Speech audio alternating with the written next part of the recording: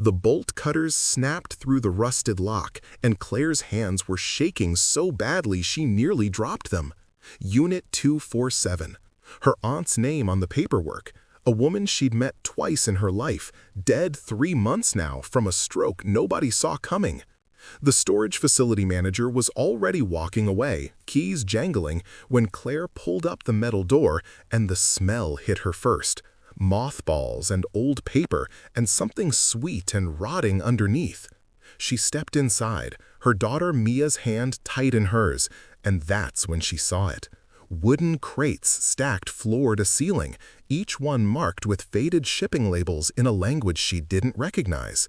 The fluorescent light from the hallway cut a wedge into the darkness. Mia tugged at her jacket. "Mama, what's that?"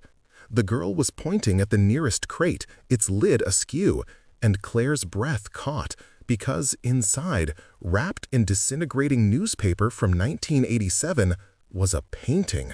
Not a print, a painting. Oil thick enough to see brushstrokes, colors that seemed to glow even in the half-light. A woman's face emerging from shadow.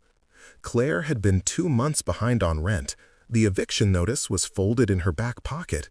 She'd driven here in a car held together with duct tape and prayer, expecting worthless junk, maybe some furniture she could sell for grocery money.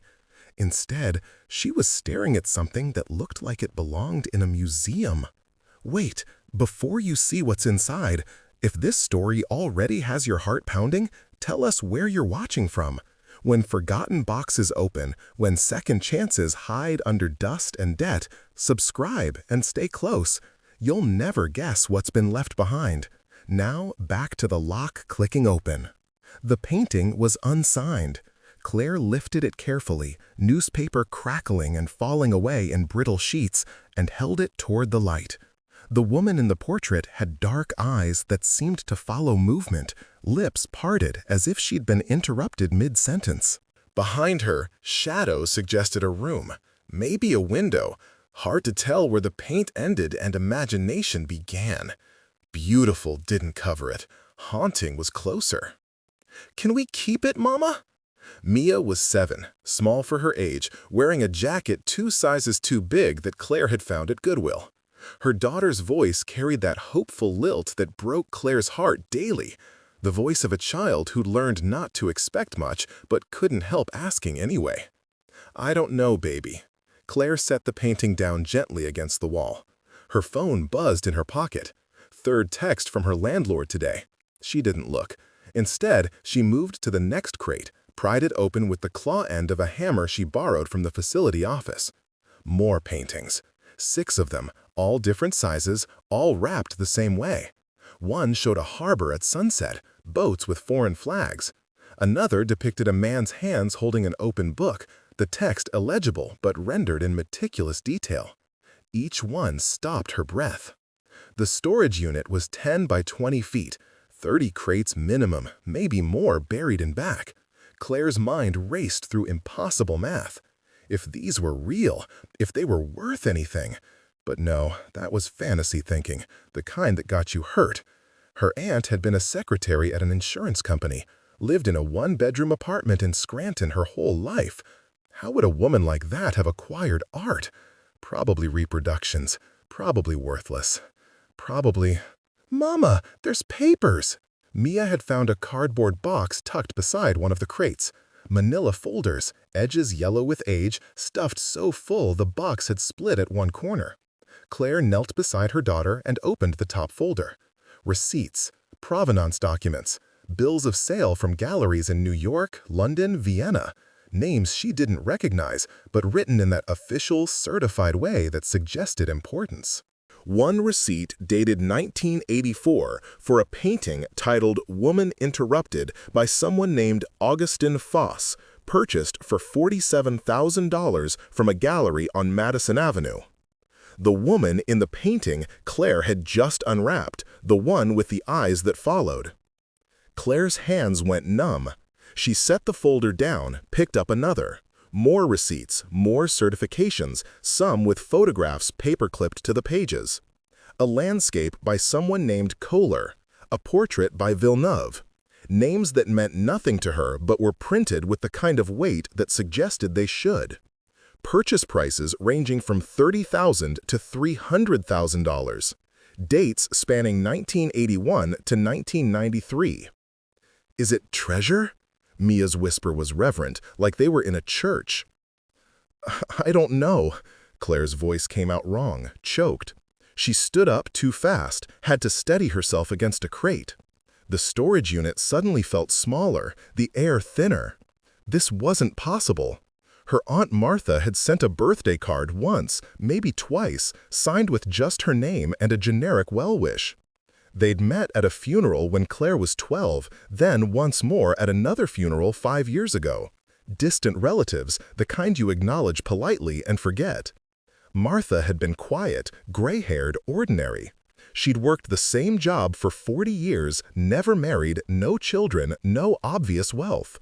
When she died and the lawyer had called about the storage unit, Claire had assumed it was a mistake or a cruel joke. The inheritance paperwork had been legitimate, though. One storage unit, paid through the end of the year, contents to be claimed or forfeit. Claire had driven 8 hours to claim it because she was desperate enough to hope for anything. Furniture, dishes, clothing she could sell. Something, anything, to stop the drowning. Now she was standing in a metal box filled with what might be millions of dollars in art, and her daughter was watching her with eyes that trusted her to know what to do. She didn't know what to do. "Mama?" Mia's hand found hers again, small and warm. "Are you crying?" Claire touched her face. Wet. She was crying and hadn't noticed. "No, baby, I'm okay. We need to think." But thinking was impossible because her brain was screaming static. 2 months behind on rent, $43 in her checking account, her car making a sound like a dying animal every time she went over 35 miles per hour. She worked 2 jobs, morning shift at a diner, evenings cleaning offices, and still couldn't make ends meet. Still couldn't afford the field trip Mia's class was taking next month. Still couldn't buy her daughter new shoes when the soles wore through. And now this. She pulled out her phone, hands still shaking, and took photographs. The paintings, the receipts, the documents, everything. Then she carefully, reverently wrapped the paintings back up and placed them in their crates. She didn't know what else to do. Her instinct screamed, "Don't tell anyone." But that was stupid, wasn't it? This wasn't something you could hide. This wasn't something you could sell on Facebook Marketplace. The storage facility manager was in his office when Claire found him. A man in his 60s with a coffee stain on his shirt and a tired expression that suggested he'd seen everything storage units could offer. She stood in the doorway, Mia beside her, and tried to form words. "Find anything good?" He didn't look up from his computer. Yes, maybe? I don't know.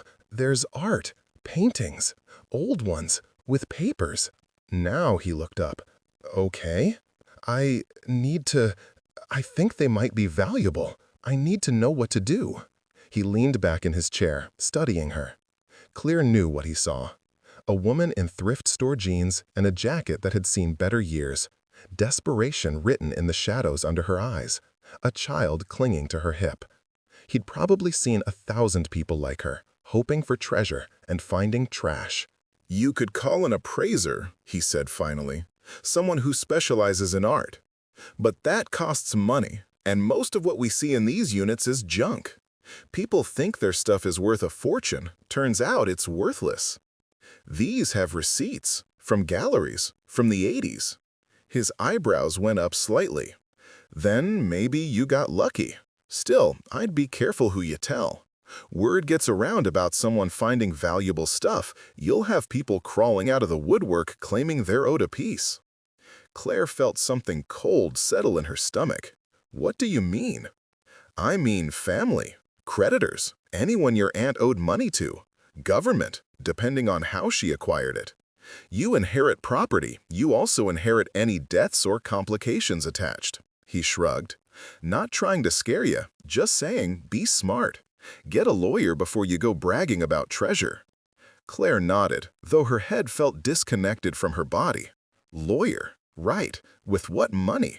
She thanked him and walked back to the unit, Mia dragging her feet and asking if they could get McDonald's on the way home. Claire said maybe, which was parent speak for probably not, and stood in the doorway of Unit 247, staring at the crates. 30 crates, maybe more. If the receipts were accurate, if the paintings were real, if... The math was impossible, too large to comprehend. She'd read somewhere once that most people couldn't actually conceptualize amounts over 100,000, that the brain just saw a big number and stopped processing. That's what this felt like. Big number. Big, impossible number. She locked the unit, drove home in silence, except for Mia's chatter about a boy in her class who'd brought a snake for show and tell. The eviction notice was still in her pocket.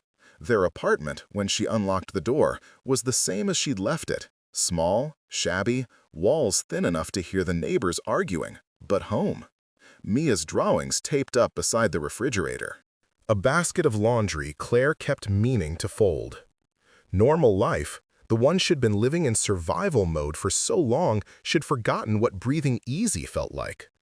She made Mia dinner, spaghetti with butter because they were out of sauce, and waited until her daughter was asleep before she opened her laptop. The screen was cracked across one corner, held together with packing tape, but it worked. She pulled up the photographs she'd taken and started searching the names. Augustin Foss. The first results made her stomach drop. Wikipedia article. Major 20th century American painter. Part of the abstract expressionist movement. Works held in the collections of the Metropolitan Museum of Art, the Art Institute of Chicago, the National Gallery. One of his pieces had sold at auction in 2019 for $8.2 million. Claire's vision went fuzzy at the edges. She blinked hard, kept reading. Born 1921, died 2003. Most famous for his portraits and his use of shadow. Woman Interrupted was listed among his significant works. Current location unknown, last sold privately in 1984. 1984! The receipt in her aunt's box. She searched the next name. Kohler, German painter, lesser known but still significant. Works valued in the hundreds of thousands. Then Villeneuve, French, 2 pieces in the Louvre, one recent sale at Christie's for $1.4 million. Claire closed the laptop, opened it, closed it again. She was going to be sick, or laugh, or scream. She pressed her hands to her face and tried to breathe through the panic tightening her chest. This wasn't real. This didn't happen to people like her. People like her got evicted and had their cars repossessed and worked until their feet bled just to feed their kids ramen and cereal. They didn't inherit fortunes. They didn't get rescued by dead aunts they barely knew. Except, apparently, they did. Apparently, she had. The question was, why? Why had Martha had these paintings? Where had the money come from to buy them? A secretary's salary, even a good one, wouldn't cover tens of thousands per painting, let alone the dozens Claire had seen. Which meant either Martha had another source of income Claire didn't know about, or what? Theft? Claire's mind went to dark places. Maybe the paintings were stolen. Maybe that's why they'd been hidden in a storage unit for 30 years. Maybe claiming them would make her an accessory to something criminal. She needed help, real help, not guesses and panic. But help cost money, and money was exactly what she didn't have. The irony wasn't lost on her. Surrounded by millions, probably, and still too broke to afford a lawyer's consultation. Her phone rang, making her jump. Unknown number. She almost didn't answer, but calls at 9 p.m. were usually bad news, and ignoring bad news didn't make it go away. Miss Torres? A woman's voice, professional and clipped. This is Janet Reeves from Hillside Property Management. I'm calling regarding your overdue rent. Claire's jaw tightened. I know I'm behind. I'm working on it. You're 2 months behind, Miss Torres, and our policy is clear. If we don't receive payment in full by the 15th, we'll proceed with eviction. I just need a little more time. I'm sorry, but we've already extended. I'll have it. Claire didn't know where the words came from, desperation or delusion, or the painting stacked in a storage unit 8 hours away. I'll have all of it. The 15th, I promise. A pause. Miss Torres, if you're having financial difficulties, there are resources that can help. Social services, rental assistance programs. I said I'll have it. Another pause. Longer. All right, the 15th, not a day later. The line went dead. Claire set the phone down and stared at the wall. 9 days. She had 9 days to figure out what to do with 30 crates of potentially priceless art, get them appraised, somehow convert them to cash, and pay rent before she and Mia were on the street. She laughed.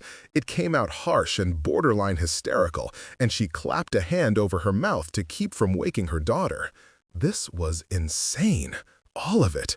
The paintings, the inheritance, the impossible timeline.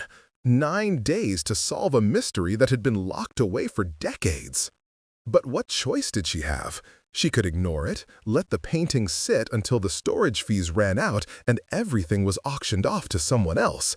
She could walk away, go back to drowning slowly in debt. Or she could fight. She could take this bizarre gift from a dead woman she barely knew and try to turn it into something real. She opened the laptop again, started searching for art appraisers in New York, found names, phone numbers, websites promising discretion and expertise and fees she couldn't afford. She wrote them down anyway. Then she searched for lawyers who specialized in inheritance law.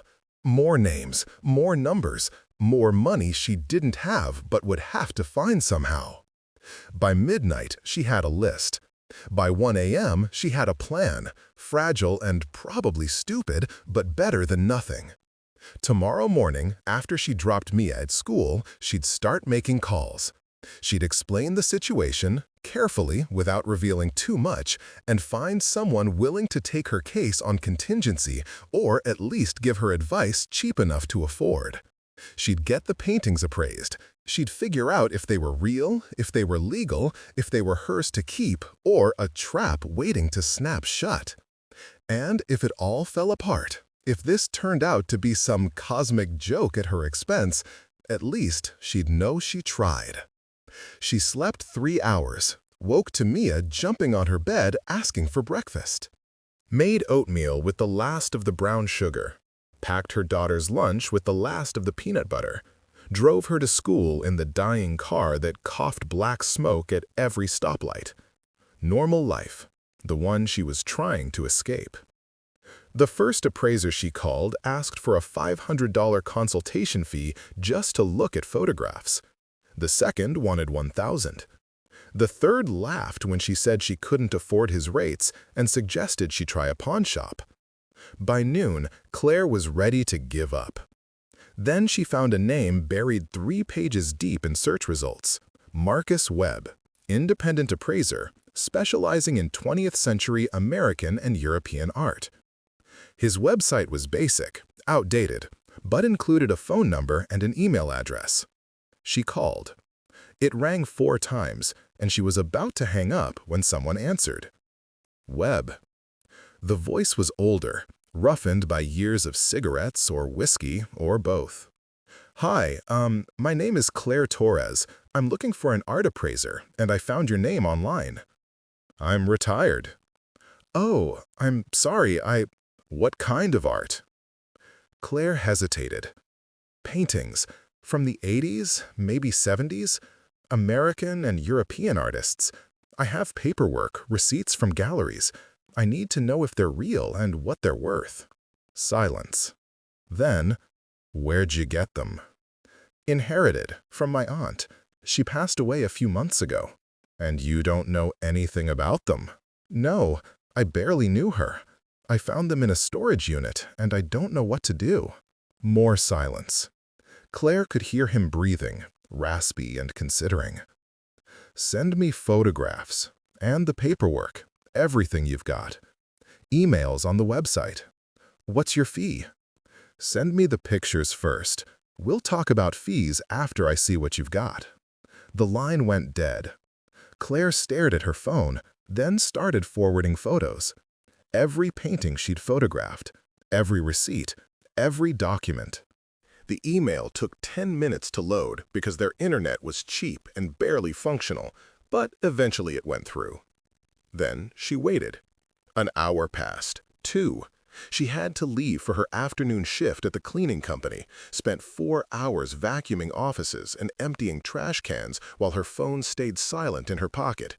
By the time she picked up Mia from the after-school program and drove home, she'd convinced herself Marcus Webb had looked at the photos, decided she was wasting his time, and deleted everything. But when she checked her email after putting Mia to bed, there was a message waiting. "Miss Torres, call me tomorrow at 9 a.m. Don't talk to anyone else about this. Don't post about it. Don't tell family or friends. This is important. M.W." Claire read the message 3 times, trying to decode the tone. Was it good news or bad? Urgent or cautionary? She didn't sleep that night either, just lay in bed watching the ceiling and running through scenarios. By 9 a.m., she was pacing her tiny living room, phone in hand, while Mia ate cereal and watched cartoons. She dialed at 9:01. Marcus answered on the first ring. "You're sitting down? Should I be?" "Yeah, you should be." Claire sat on the arm of the couch. "What did you find?" "What you've got," Marcus said slowly, "is approximately 34 paintings by significant 20th century artists, most of whom are highly collectible. Based on the documentation you sent, they're likely authentic. Based on recent market values, we're talking about a collection worth somewhere between $100 and $200 million. The room tilted. Claire grabbed the couch to steady herself. That can't be real." "It's real. The Augustin Foss alone is probably worth 15 to 20 million at auction. You've got 3 more of his pieces in there. The Villeneuve is worth 10 minimum. Kohler's market has been climbing. His work could fetch 5 million. And that's just the ones I recognized immediately. Some of the others I'd need to research more thoroughly." Claire couldn't speak. Her throat had closed, her lungs refused to work, and somewhere in the background, Mia was laughing at something on TV, oblivious. "Miss Torres, you still there?" "I'm here," it came out as a whisper. "I don't understand. How did she... My aunt was a secretary. She wasn't rich. How did she buy these?" "That's the question, isn't it?" Marcus's voice was careful now, measured. "The documentation looks legitimate. Bills of sale, provenance certificates, everything properly recorded. But the money had to come somewhere, and that somewhere might be complicated." "Complicated how?" "Could be she had family money you didn't know about. Could be she inherited them herself. Could be she was involved in something less straightforward. Art world in the 80s was wild. A lot of shady deals, a lot of questionable provenances. Some of these pieces might have problems if we dig deep enough." Claire felt her hope cracking. "So, I can't keep them?" "I didn't say that. I said we need to be careful. First thing, you need a lawyer, someone who knows inheritance law and art law. Get everything documented properly. Make sure your aunt's estate is settled. Make sure there are no creditors or claimants. Then we get the paintings properly authenticated. I can point you to people who do that, but it'll cost money." "I don't have money. I'm about to be evicted." Silence. Then Marcus sighed, a sound heavy with understanding. "All right, here's what we do. I'll come to you. I'll look at the paintings in person, do preliminary authentication, and give you a proper appraisal. That'll give you something to take to a bank if you need a loan to cover immediate expenses while we sort out the rest. I'll do it for a percentage of the eventual sale, 5%. That's fair for this kind of work." 5% of 100 million was... Claire's brain wouldn't do the math. Too big. "Why would you do that? You said you're retired." I am retired, but I'm also old and bored, and this is the most interesting thing to cross my desk in 5 years. Also, you sound like you need help, and I was young and broke once too. So, do we have a deal?" Claire looked at her daughter, still absorbed in cartoons, wearing clothes from a thrift store and eating store-brand cereal because it was what they could afford. Looked at the eviction notice on the kitchen counter. Looked at the life she'd been living, paycheck to paycheck, drowning slowly, and the impossible lifeline that had appeared out of nowhere. "Yes," she said, "we have a deal." Marcus arrived 2 days later driving a pickup truck that had seen better decades, dressed in jeans and a flannel shirt that made him look more like a farmer than an art expert. He was 70 if he was a day, with white hair pulled back in a ponytail and eyes that missed nothing. Claire met him at the storage facility, Mia in school, her hands shaking again as she opened Unit 247. He stepped inside, stood still for a long moment, just looking, then moved to the nearest crate and carefully unwrapped the first painting. Woman Interrupted, the portrait with the haunting eyes. He studied it in silence, pulled a jeweler's loupe from his pocket and examined the surface, the edges, the signature in the bottom right corner Claire hadn't noticed before. "Foss," he said quietly. "Definitely Foss. Probably 1982, based on the style. The brushwork is unmistakable." He looked at Claire. "This is the real thing." They spent 4 hours going through the crates. Marcus documented everything, took detailed photographs, made notes in a battered leather notebook. By the time they finished, Claire's legs were numb from kneeling, and her mind was numb from the numbers. 147 million, Marcus said, closing his notebook. Conservative estimate. Could go higher at auction with the right marketing. Could go lower if there are provenance problems we haven't found yet. But that's the baseline. $147 million. Claire sat on the concrete floor of the storage unit and put her head in her hands. This doesn't happen. This doesn't happen to people like me. Apparently it does. Marcus sat beside her, joints cracking. Now comes the hard part. You need to tell me everything you know about your aunt. Everything. Because I guarantee you, when word gets out about this, and it will get out, people are gonna come asking questions. So, Claire told him what little she knew. Martha Torres, born 1948, died earlier this year at 77. Worked at Northeast Insurance as a claims processor from 1969 until her retirement in 2008. Never married, no children. Lived alone in a small apartment. Claire's father's cousin, or maybe second cousin. The family tree was complicated. They'd met twice, spoke maybe 3 times total. Martha had been quiet, forgettable, the kind of woman who faded into wallpaper at family gatherings. She ever talk about art, museums, travel? Not that I remember, but I was a kid, and we weren't close. Marcus frowned, thinking, okay, so either she had a secret life nobody knew about, or she inherited these paintings from someone else. We need to find out which.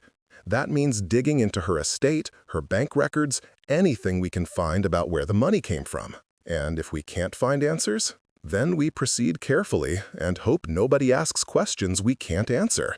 But I'll be honest, a collection like this doesn't stay hidden forever. Someone, somewhere, has been looking for these paintings. Maybe the artist's estates, maybe insurance companies if they were stolen, maybe just collectors who've been tracking them. When we surface this, we'll be stirring up a lot of interest, not all of it friendly. Claire felt cold despite the afternoon heat. So what do I do? First, you get a lawyer. I know someone in Pittsburgh who handles art estates. Good guy, won't rip you off. Second, we secure these paintings properly. Climate-controlled storage, insurance, the works. I can arrange that. Third, we research quietly. Figure out the provenance issues before we go public. Fourth, he looked at her. Fourth, you quit your jobs. Take a leave of absence, whatever. Because for the next few months, this is your full-time job, and you can't afford to be distracted. I can't quit. I need the money. You're sitting on $150 million in art. I can get you a bridge loan against that, enough to cover your expenses until we sort everything out. Any bank would jump at the chance to hold these paintings as collateral. It was too much, too fast. Claire's practical brain, the one that had kept her alive through poverty and single motherhood, was screaming that this was a trap, a scam, too good to be true. But the desperate part, the part that was so tired of drowning, wanted to believe. "Okay," she said finally, "tell me what to do." The next 6 days were a blur. Marcus introduced her to the lawyer, a woman named Sarah Chen, who took one look at the documentation and whistled low. "This is extraordinary. Also potentially complicated. But I'll take the case. Contingency basis. I get paid when you do." Sarah filed paperwork establishing Claire's legal claim to the estate, registered the collection with proper authorities, started digging into Martha's financial history.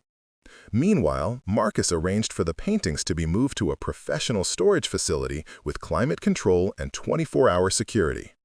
Insurance cost a fortune, $50,000 a month. But the bridge loan came through, and suddenly Claire had money in her account for the first time in years. Not the fortune locked up in paint and canvas, but enough. Enough to pay rent. Enough to buy Mia new shoes. Enough to breathe. She called her landlord on the 14th and paid the full overdue balance plus next month's rent in advance. The relief in Janet Reeves' voice was audible. "Thank you, Miss Torres. I'm glad you found a solution." Claire didn't tell her what the solution was. Didn't tell anyone, except Marcus and Sarah. She kept working her jobs, kept living her normal life, while underneath everything shifted like continental plates grinding toward earthquake. The provenance research took 3 weeks. Sarah hired investigators, pulled records, tracked paper trails through decades of transactions. What they found was both reassuring and troubling. Martha Torres had indeed bought the paintings legitimately, all between 1981 and 1993. But the money hadn't come from her salary. It had come from an inheritance of her own. Her father, Claire's great-grandfather, had been a pharmaceutical executive who'd made a fortune in the 1950s. When he died in 1980, he'd left everything to Martha, the only child who'd stayed in contact with him. $23 million, give or take. Martha had spent the next 13 years quietly buying art. Not ostentatiously, not publicly, just private purchases from galleries and dealers. She'd had an eye for emerging artists, pieces that were valuable but not yet stratospheric. She'd been patient, careful, thoughtful, and she'd stored everything away, hidden in a unit paid for with automatic withdrawals from a trust account set to continue after her death.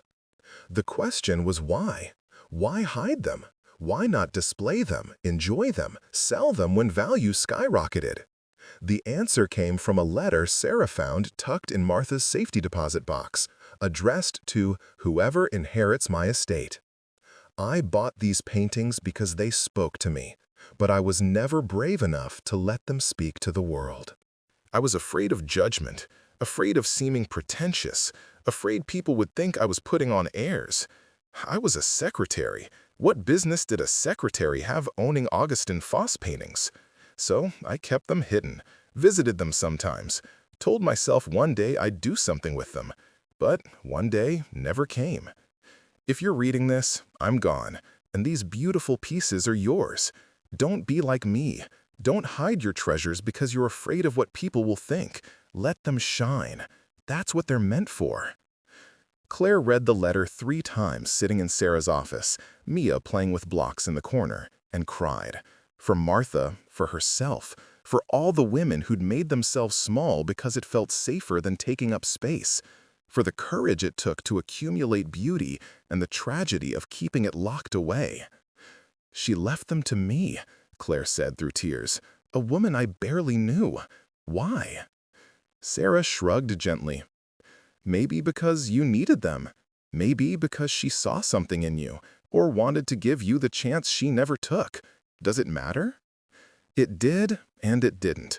What mattered now was figuring out what came next. The paintings were authenticated. The provenance was clean. The legal claim was solid, which meant Claire now officially owned one of the most significant private art collections to surface in decades. And the world was about to find out.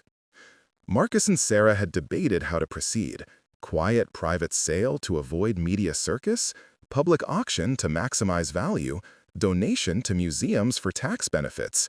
Each option had pros and cons, but ultimately the decision was Claire's. She thought about Martha's letter. "Don't hide your treasures. Let them shine." "Auction," she said. "Public. I want people to see them. I want the world to know these paintings exist, and I want the artists to get the recognition they deserve." Marcus grinned. "That's the right answer. Also the most profitable. I know the auction houses. Christie's would kill for a collection like this. Well, get top dollar and make some noise doing it." The announcement went out in mid-December. Christie's released a carefully worded statement about an extraordinary collection of 20th century masterworks previously unknown to the market, consigned by a private estate. They didn't mention Claire's name. They didn't mention Martha. But the art world went insane anyway. Woman Interrupted, unseen for 40 years, was coming to auction. So were 3 other Augustin Foss pieces, 2 Villeneuve, a Kohler series, and 30 more paintings by artists ranging from famous to obscure. Estimated total value $150 million. The press found Claire within 24 hours. Her phone rang nonstop. Reporters camped outside her apartment. Someone leaked that she was a single mother who'd been working 2 jobs, and suddenly she wasn't just an heir. She was a story. Poor woman makes good. Rags to riches. Cinderella in a storage unit. She hated it and understood it in equal measure. People loved these stories because they gave them hope, the idea that salvation could come from nowhere, that life could turn on a dime. She'd loved these stories too, afore she'd become one. The interviews were exhausting. Everyone wanted to know how she felt, what she'd do with the money, whether it had changed her. She gave variations of the same answer: grateful, overwhelmed, still processing. What she didn't say was that the money felt unreal, that she still woke up at 5 a.m. expecting to go to work, that she checked her bank account compulsively, expecting it all to disappear. Mia handled it better than she did. Her daughter thought it was an adventure, reporters asking questions, people taking pictures. "Are we going to be famous, Mama?" she'd asked one night. "No, baby, we're just going to be okay. We were okay before. We were surviving. Now we get to live." The auction was scheduled for March, 3 months away. Long enough to market the collection properly, generate buzz, give the art world time to inspect and authenticate everything. Claire spent those months in a strange limbo, not quite poor but not yet rich, living in the same shabby apartment but with security guards outside because threats had started coming in. People claiming Martha had stolen from them. People saying the paintings were theirs by right. Angry messages from strangers who thought she didn't deserve the windfall, that it should go to charity or museums or anyone but her. Sarah fielded all of it. Marcus handled the art world. Claire just tried to keep her daughter's life normal: school, friends, bedtime stories. But normal was slipping away whether she wanted it to or not. In February, a man showed up claiming to be Martha's nephew, saying he deserved half the estate. Sarah demolished him with DNA tests and records proving he'd been estranged from the family for 30 years. In March, a gallery owner from New York demanded the return of a painting she claimed had been sold under duress in 1987.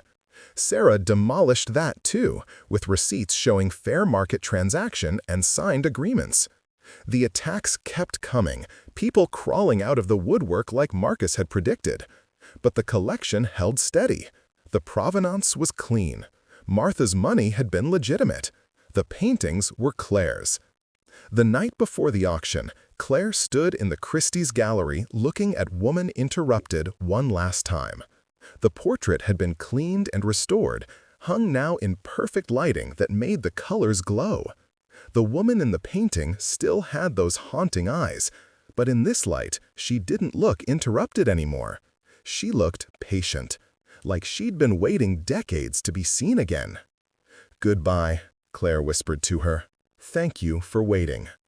The auction lasted 6 hours. Claire watched from a private room with Mia, Marcus, and Sarah, a live feed showing the auction floor where bidders from around the world competed via phone and internet. Woman Interrupted went first, opening at 10 million and climbing in increments of 500,000, 12 million, 15, 18, 22 million. When the hammer fell at 23 million, Mia shrieked and Claire felt her knees go weak. The rest blurred together. Every painting sold above estimate. The Kohler series sparked a bidding war that ended at 6 million. The Villeneuve pieces went for 11 and 13 million respectively. Smaller works by lesser-known artists still fetched hundreds of thousands each. By the time the final hammer fell, the total was staggering, $178 million. After Christie's fees and taxes, after Marcus's percentage and Sarah's contingency, after paying off the bridge loan and covering expenses, Claire was left with approximately $112 million. She didn't know how to feel. Relief? Joy? Terror? All of it mixed together into something that didn't have a name, an emotion too large for her body. She cried again, laughing at the same time, while Mia danced around the room singing about being a millionaire. "What happens now?" Claire asked Sarah. "Now? Whatever you want. That's the beauty of this. You're free. Free." The word felt foreign.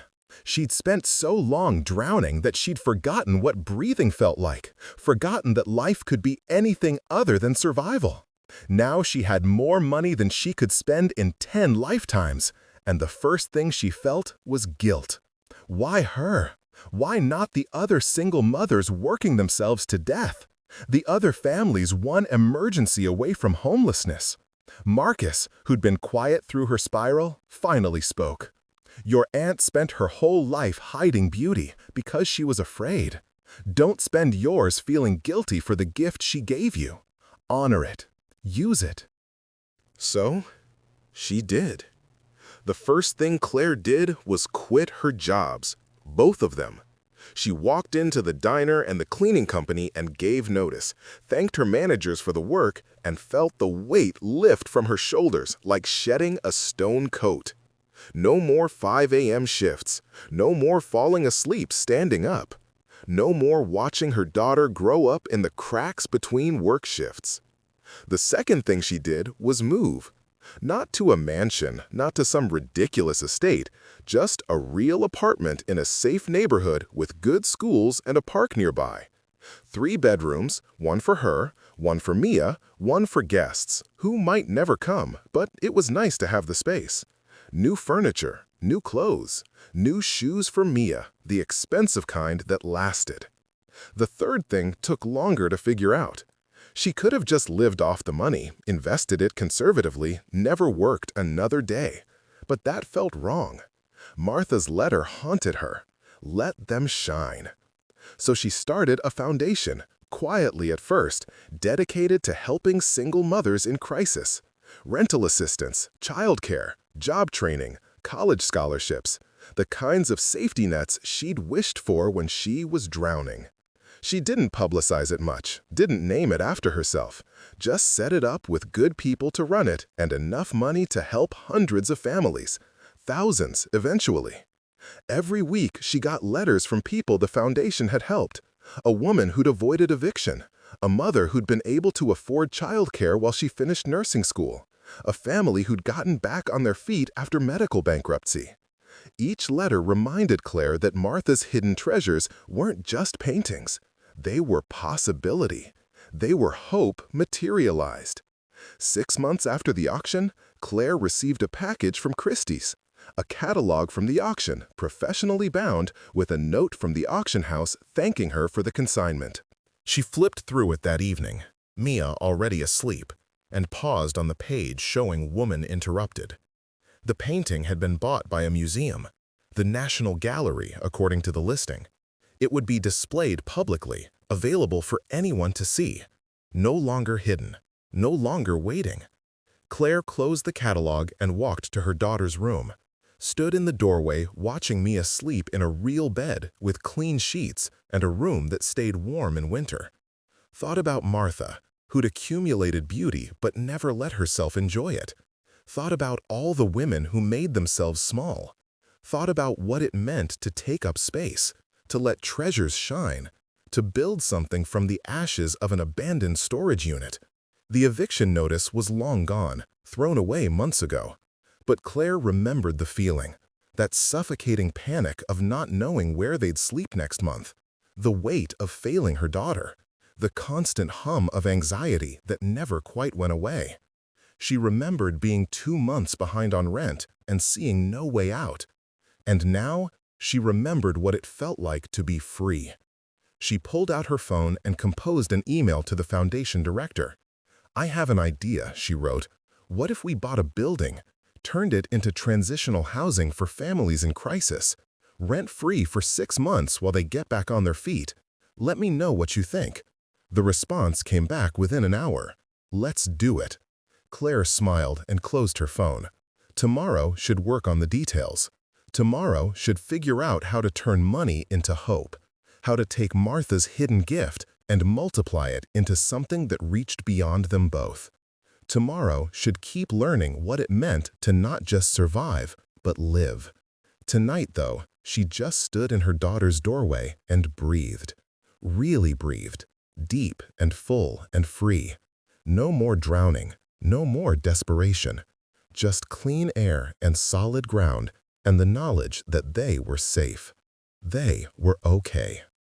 They were more than okay. In a museum across the country, Woman Interrupted hung in perfect lighting, her haunting eyes visible now to thousands who'd never have seen her otherwise. A treasure no longer hidden, a light no longer kept under a lock. And in a small apartment in Pennsylvania, another treasure slept peacefully. A 7-year-old girl whose mother had stumbled into inheritance and turned it into something bigger than either of them. Who'd taken the gift of a lifetime and shared it forward. Who'd learned that the real treasure wasn't the paintings or the money.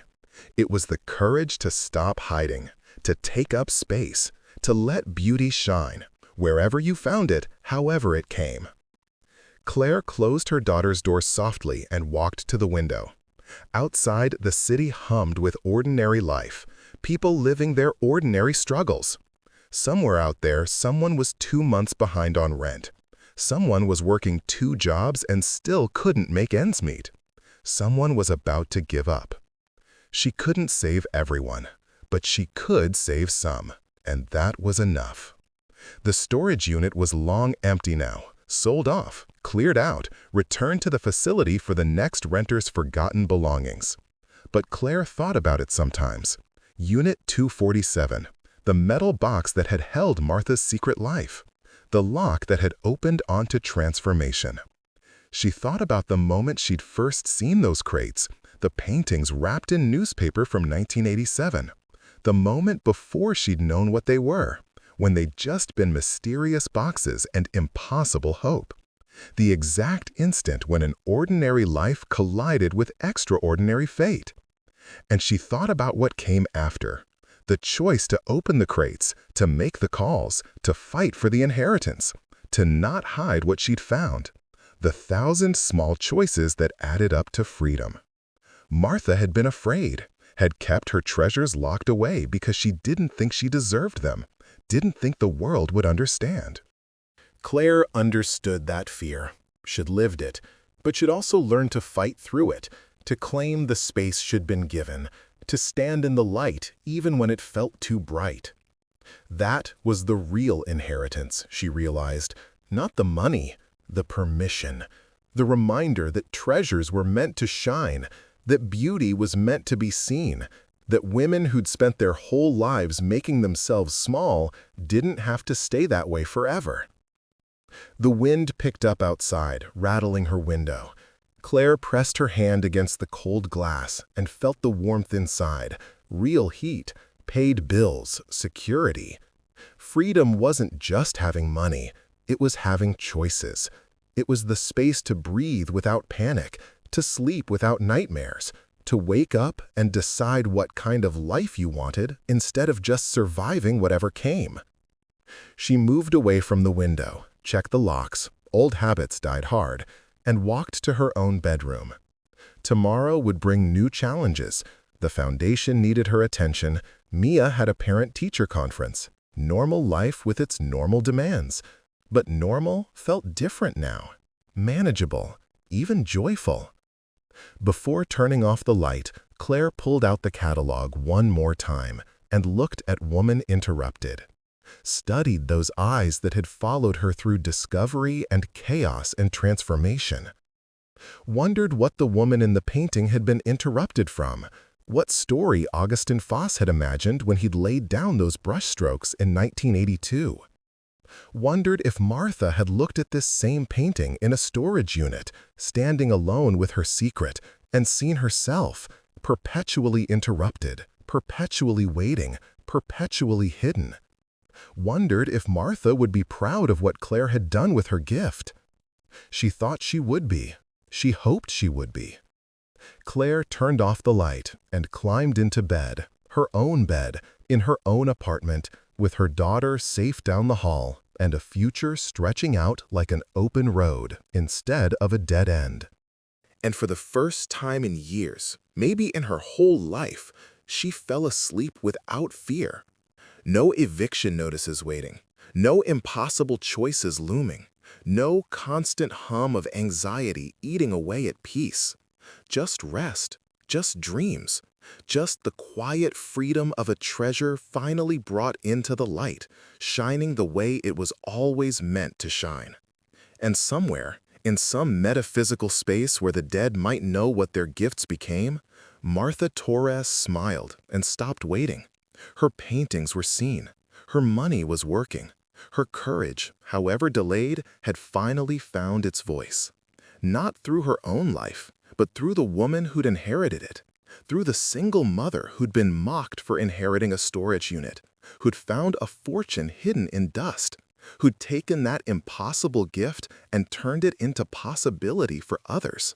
That was legacy. That was treasure. That was what happened when ordinary lives collided with extraordinary fate, and women chose not to hide what they'd found. The night stretched on. The city slept. And in a small apartment in Pennsylvania, two people rested easy for the first time in longer than either could remember. Safe, secure, free. Finally, beautifully, impossibly free.